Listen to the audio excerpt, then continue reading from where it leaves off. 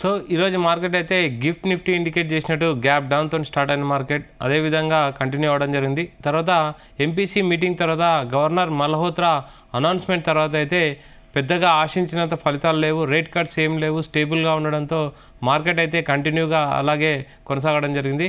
ఓవరాల్గా ఈరోజు మాత్రం క్లోజింగ్ మాత్రం పాజిటివ్నే క్లోజ్ అయిందని చెప్పాలి. ముఖ్యంగా ఈరోజు నిఫ్టీ చూసుకుంటే 50 పాయింట్లు పాజిటివ్నే క్లోజ్ అయింది. 25,693 దగ్గర క్లోజ్ అవ్వడం జరిగింది. సెన్సెక్స్ వచ్చేసి 266 పాయింట్లు పాజిటివ్నే క్లోజ్ అవ్వడం జరిగింది. 83,580 దగ్గర క్లోజ్ అవ్వడం జరిగింది. బ్యాంక్ నిఫ్టీ చూసుకుంటే 56 పాయింట్లు పాజిటివ్నే క్లోజ్ అయింది. 60,120 దగ్గర క్లోజ్ అవ్వడం జరిగింది. మిడ్ అండ్ స్మాల్ క్యాప్ చూసుకుంటే మిడ్ క్యాప్ చూసుకుంటే 1.5% పడిపోవడం జరిగింది. స్మాల్ క్యాప్ చూసుకుంటే ఇంచుమించు 2% వరకు అయితే పడిపోవడం జరిగింది.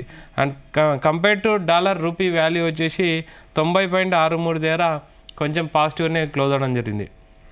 ఓవరాల్గా మార్కెట్లో అయితే అన్సర్టనిటీస్ కనిపించాయి. గ్యాప్ డౌన్ ముఖ్యంగా మనం ఆలోచిస్తే యుఎస్ మార్కెట్లో అయితే నెగిటివ్గా క్లోజ్ అవ్వడం జరిగింది.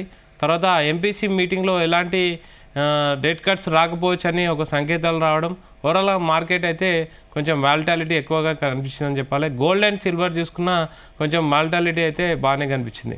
ఓవరాల్గా what next silver and gold గురించి అయితే చాలా ట్రెండ్స్ వస్తున్నాయి, చాలా న్యూస్ వస్తున్నాయి. ఓవరాల్గా ఏం చెప్తారు? మనతో మాట్లాడడానికి senior stock market analyst Sriramachandramurthy గారు ఉన్నారు. Sir good evening. Good evening అండి. సార్ మీరు చూశారు ఓవరాల్గా మార్కెట్ అయితే ఎంపీసీ మీటింగ్ కూడా పెద్ద అంటే రేట్ కట్స్ అయితే లేవు, మార్కెట్ అయితే కొంచెం ఫ్లాట్గానే క్లోజ్ అయిందని చెప్పాలి. ఏం చెప్తారు మార్కెట్ గురించి, ఏం చెప్తారు? ముఖ్యంగా gold and silver present trending topic sir. Starting market నుంచి స్టార్ట్ చేయండి. అలాగే మార్కెట్ వచ్చి కొంచెం లాస్ట్ వీక్ మీద కంపేర్ చేస్తే ఆశాజనకంగానే ఉంది. సో యాజ్ యూజువల్గా ఎక్స్పెక్ట్ చేసినట్టు ఎఫ్ఓఎంసీ మీటింగ్లో వచ్చి పెద్దగా ఇది ఏంటంటే ఇంట్రెస్ట్ రేట్స్ తగ్గచ్చు అని అర్థమవుతుంది. ఎందుకంటే గ్రోత్ ఓరియంటెడ్గా ఉన్నాం కాబట్టి ఇప్పుడు రేట్లు తగ్గించడం అనేది అవ్వదు.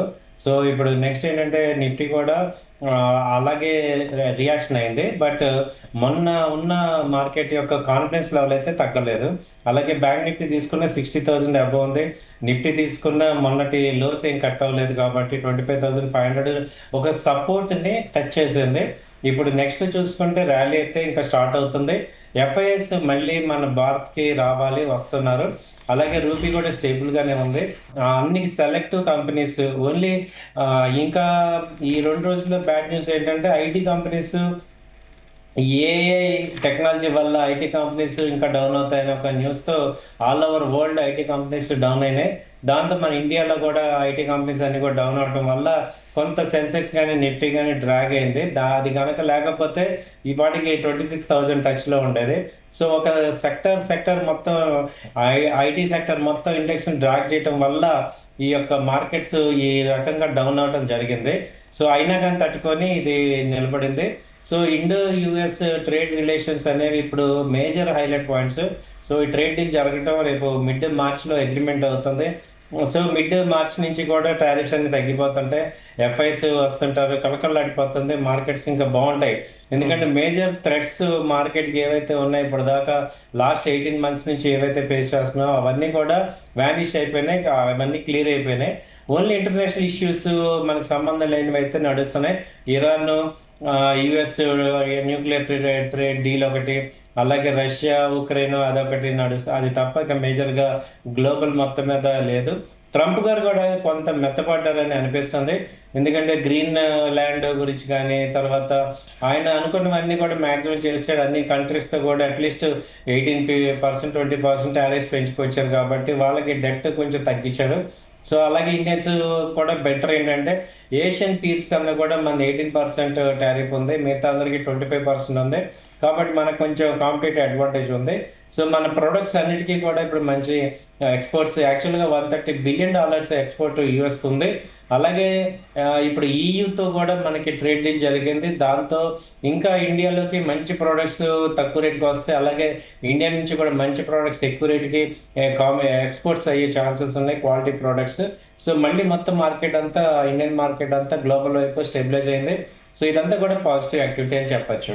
సార్ ఇంకోటి ముఖ్యంగా మనం మాట్లాడుకోవాల్సింది what next week key levels ఏంటి సార్? అంటే నిఫ్టీ కానీ సెన్సెక్స్ కానీ ప్రజెంట్ సపోర్ట్ అండ్ రెసిస్టెన్స్ ఏ విధంగా ఉన్నాయి? నిఫ్టీ అయితే సపోర్ట్ తీసుకుంది సార్, 25,500 మేజర్ సపోర్ట్, అది ఒకసారి మళ్ళీ ఒకసారి రీటెస్ట్ అయింది. ఇప్పుడు 26,000 రెసిస్టెన్స్, అది బ్రేక్ అయితే 26,200 400 దాకా ఛాన్స్ ఉంది. ఎఫ్ఐఎస్ కనుక యాక్టివ్ అయితే మాత్రం ఇప్పుడు ఇండియన్ మార్కెట్లో ర్యాలీ కంటిన్యూ అవుద్ది. సో అందరికీ చెప్పేది ఏంటంటే ప్యానిక్ అవ్వాల్సిన అవసరం లేదు, బై అండ్ డిప్స్ పెట్టుకోండి, బై అండ్ డిప్ స్ట్రాటజీ లాగా చేసుకోవచ్చు. మంచి గ్రోత్ అయితే కనపడుతుంది, ఎందుకంటే 2 ఇయర్స్ నుంచి కూడా ఇండియన్ మార్కెట్లో ప్రాఫిట్స్ లేవు ఈక్విటీస్ ఇన్వెస్టర్స్కి. అదంతా ఇప్పుడు 26లో కవర్ అయ్యే ఛాన్సెస్ ఉన్నాయి, కాబట్టి స్టే అవ్వచ్చు.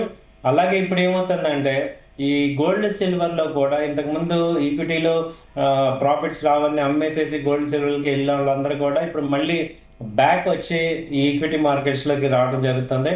అలాగే సిల్వర్ కూడా, గోల్డ్ కూడా 1,80,000 మొన్న వెళ్ళింది, సిల్వర్ వచ్చి 4,25,000 వెళ్ళింది. అక్కడ నుంచి కూడా 50% ఫాల్ అయినాయి.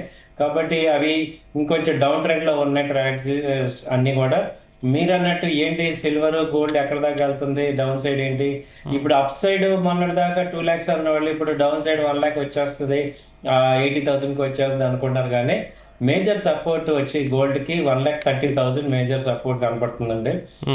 ఇంటర్నేషనల్ గా $4,500, $4,400 మేజర్ సపోర్ట్. సిల్వర్ కి వచ్చి 2,30,000 నుంచి 2,20,000 మేజర్ సపోర్ట్.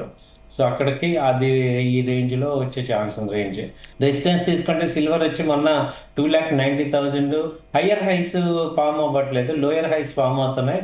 నిన్న వచ్చి 2,70,000 ఆ రేంజ్ రెసిస్టెన్స్ కనపడుతుంది. ఈ రేంజ్ లో ట్రేడ్ అయ్యే ఛాన్సెస్ ఉన్నాయండి. సార్ ముఖ్యంగా గోల్డ్ అండ్ సిల్వర్ గురించి మాట్లాడారు కాబట్టి చాలా క్వశ్చన్స్ ఉన్నాయి సార్, 2-3 క్వశ్చన్స్ ఉన్నాయి. ఫస్ట్ క్వశ్చన్ ఏంటంటే, present gold and silver invest చేసాము లాస్ట్ 1 year నుంచి, మొన్న లాస్ట్ 1 week నుంచి అయితే కొంచెం ప్రాఫిట్ అయితే లాస్ అయ్యాము. ప్రజెంట్ ప్రాఫిట్లో ఉన్నాము, ఉంచాలా తీసేయాలా, కంటిన్యూ హోల్డ్ చేయాలా, ఏం చెప్తారు? లేకపోతే ఓన్లీ ప్రాఫిట్ తీసుకోవాలా? గోల్డ్ అండ్ సిల్వర్కి ఏంటంటే మీరు ప్రాఫిట్ తీసుకోవాలనే కన్నా అసలు ఇప్పుడు హారిజన్ ఏంటి, మీరు లాంగ్ టర్మ్ ఇన్వెస్టరా ట్రేడరా? ట్రేడర్ అయితే ఎవ్రీ డిక్లైన్ లో ప్రాఫిట్స్ బుక్ చేయండి, బై చేయండి, రొటేట్ చేసుకోండి, రేంజ్ లో ఉంది కాబట్టి. ట్రేడర్స్ కి మీరు ప్రాఫిట్ బుకింగ్ చేసుకోండి. అలా ఇన్వెస్టర్స్ అయితే యాడ్ చేసుకోండి, ఎందుకంటే ఒక 4 years 5 years హారిజన్ అయితే పెట్టుకోండి. గోల్డ్ సిల్వర్ లో మంచి రిటర్న్స్ వస్తాయి. ఈ షార్ట్ టర్మ్ ట్రేడ్ చేసుకుంటానన్న వాళ్ళందరూ కూడా మళ్ళీ లాంగ్ టర్మ్ ర్యాలీ మిస్ అవుతారు. కాబట్టి నా పాయింట్ ఏంటంటే మీరు క్లియర్గా ఉండండి, ఏంటి ట్రేడరా ఇన్వెస్టరా? ట్రేడర్ అంటే మాత్రం ట్రేడ్ చేయండి, మంచి రేంజ్ ఉంది. ఇన్వెస్టర్ అంటే మాత్రం మీరు బై అండ్ డిక్లైన్ లాగా చేసుకోండి, కన్ఫ్యూజ్ అవ్వద్దు. ఓకే, అంటే ప్రజెంట్ ఇప్పుడు కొత్తగా బై చేసే వాళ్ళకి ఇప్పుడు ప్రజెంట్ సిల్వర్ అండ్ గోల్డ్ ఇంకా అంటే క్రాష్ ఉందా? ప్రజెంట్ కొనొచ్చా లేకపోతే కొంచెం వెయిట్ చేయాలా? అదొక క్వశ్చన్ సార్. ఈ క్వశ్చన్కి ఆన్సర్ ఏంటంటే సార్, మీరు ఒక 50% ఇక్కడ తీసుకోండి రేట్లో, మళ్ళీ ఒక 10% తగ్గితే ఒక 25% యాడ్ చేయండి, మళ్ళీ ఒక 10%కి 25 యాడ్ చేయండి. అంతేగాని డబ్బులు పెట్టుకొని రైట్ ప్రైస్ వస్తుంది అని కూర్చోవద్దు, ఎందుకంటే రైట్ ప్రైస్ అనేది యాక్యురేట్గా ఎవరైనా చెప్పలేము. We can understand the range. Any time markets వోల్టాలిటీలు అవుతున్నాయి, ఎందుకంటే అక్కడ ఇరాన్ డీల్ ఏం అవ్వలేదు, ఇంకా యుఎస్ ట్రంప్ గారు అలాగే ఉంటాడు, ఆయన సంగతి తెలిసిందే. కాబట్టి ఒక నెల ఒక రకంగా ఉంటాడు, ఒక నెల ఒక రకంగా ఉంటారు. కాబట్టి ఆయన ఉన్నంత కాలం గోల్డ్ రేట్లు పెరుగుతూనే ఉంటాయి. సో ఇప్పుడు తగ్గింది కాబట్టి మనకు ఒక మంచి ఆపర్చునిటీ కింద తీసుకొని ఒక 50% అలా ఇన్వెస్ట్ చేసుకోవచ్చు. బెస్ట్ ఏంటంటే గోల్డ్ బీస్, సిల్వర్ బీస్, అలాగే గోల్డ్ ఈటీఎఫ్ ఏమైనా ఉంటాయి అవి, అలాగే గోల్డ్ బిస్కెట్స్. ఈ కాయిన్స్ మీద, గోల్డ్ బిస్కెట్ కానీ కాయిన్స్ కానీ, ఆర్నమెంట్స్ మీద ఇన్వెస్ట్మెంట్ ఆర్నమెంట్స్లో చేయొద్దు. ఆర్నమెంట్ డైరెక్ట్గా అది కావాలని కొనుక్కోవటం వేరు, ఇన్వెస్ట్మెంట్ వల్ల వేరు. ఎందుకంటే అవి ఇన్వెస్ట్మెంట్ ఒకసారి ఆర్నమెంట్ అయ్యాక దాన్ని మళ్ళీ మనం అమ్మలేం, ప్రాఫిట్కి అది అమ్మే పరిస్థితి కాదు. కాయిన్స్ కానీ ఇవి కానీ మనం చేయొచ్చు, కానీ అవి చేయలేం. కాబట్టి కాయిన్స్ కానీ బిస్కెట్ కానీ ఈటీఎఫ్స్ కానీ ట్రేడర్స్ అందరూ కూడా దానిలో ఇన్వెస్ట్ చేసుకోవచ్చు. సరే, ఇప్పుడు మీరు అన్నట్టు ఇంతకుముందు గోల్డ్ అండ్ సిల్వర్ ట్రేడింగ్ అంటే ఎఫ్ఎన్ఓ మామూలు నిఫ్టీ, ఎన్ఎస్సి, బిఎస్సి ట్రేడింగ్ కాకుండా ఈ గోల్డ్ అండ్ సిల్వర్ ట్రేడింగ్ ఏ విధంగా ఉంటుంది? జనరల్గా ఈ గోల్డ్ అండ్ సిల్వర్ ట్రేడింగ్ చేయొచ్చా? దాంట్లో లాభాలు ఏ విధంగా ఉంటాయి?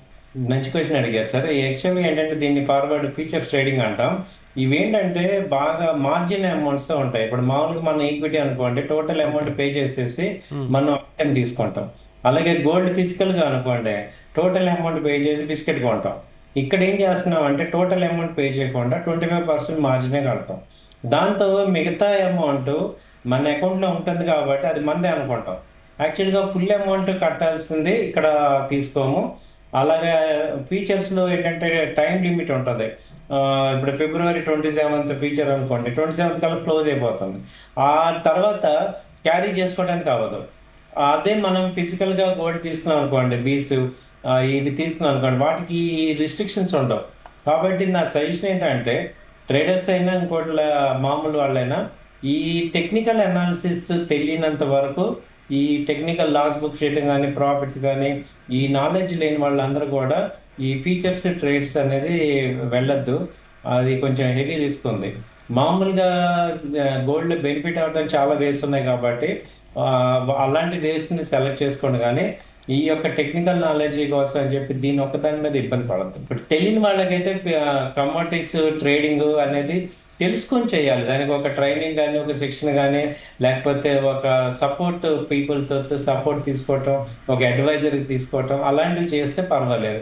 మీ అంతట మీరు చేసుకుంటే చాలా ఫెయిల్ అవుతారు.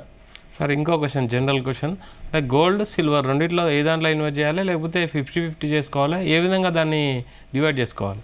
గోల్డ్ అండ్ సిల్వర్‌లో తీసుకుంటే ఇప్పుడు గోల్డ్ 60%, సిల్వర్ 40% చేసుకోవాలి సార్. ఓకే. ఎందుకంటే గోల్డ్‌కి ఎక్కువ వెయిటేజ్ ఉంది. తక్కువ ఉన్నా కానీ గోల్డ్ దాని వాల్యూ హోల్డ్ చేస్తుంది. ఇప్పుడు సిల్వర్ చూడండి 50% జస్ట్ 3 డేస్‌లో ఫాల్ అయింది. గోల్డ్ అలా ఉండదు. 50% ఫాల్ అవటాలు ఉండవు. పెరగటం కూడా రీజనబుల్‌గా వెళ్తుంది. ప్లస్ దాని వాల్యూ హోల్డ్ అవుతుంది.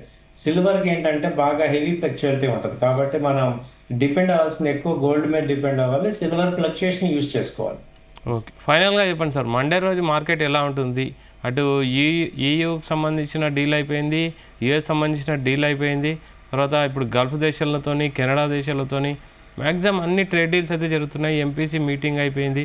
ఈవెంట్స్ అన్నీ మ్యాక్సిమం కంప్లీట్ అయిపోయినాయి. ప్రజెంట్ ఏంటి అంటే బడ్జెట్ కూడా అయిపోయింది. ఓవరాల్గా ప్రజెంట్ మండే రోజు మార్కెట్ ఏ విధంగా ఉంటుంది? నెక్స్ట్ అంటే రాబోయే ఒక 2-3 మంత్స్ కానీ మార్కెట్ ఏ విధంగా బూస్ట్ ఇచ్చే అవకాశం ఉంది? ఈ ఇయర్ ఎండ్‌కి మోర్గాన్ స్టాన్లీ చెప్పేది ఏంటంటే 30,000 నిఫ్టీ అయ్యే ఛాన్సెస్ ఉంది. ఓకే. ఇప్పుడు 26,000 ఉంది. చాలా బుల్లిష్‌గా ఉంది. ఎందుకంటే అటు బడ్జెట్‌లో కూడా చాలా పాజిటివ్స్ ఉన్నాయి. ఇటు డీల్స్ అన్నీ కూడా ఏవైతే టెన్షన్స్ 24, 25లో ఫేస్ చేసామో అవన్నీ అయిపోయినాయి. కాబట్టి అందరికి చెప్పేది ఏంటంటే ధైర్యంగా ఉండండి. పేషెన్స్‌గా ఉండండి. మంచి మంచి ర్యాలీ వస్తుంది. ఎఫ్ఐఎస్ ఎనీ టైమ్ వస్తారు. ఆళ్ళు వచ్చారంటే మనకు అసలు ఛాన్సే ఇవ్వరు.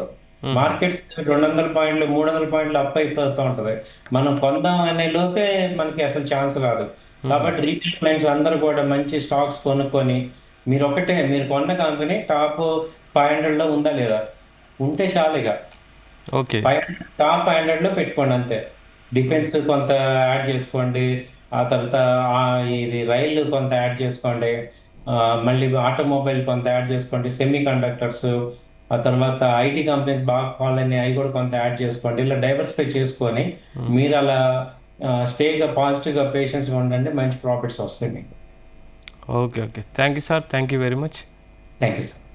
సో ఇది వాళ్ళ market updates. Keep watching Zee Telugu news.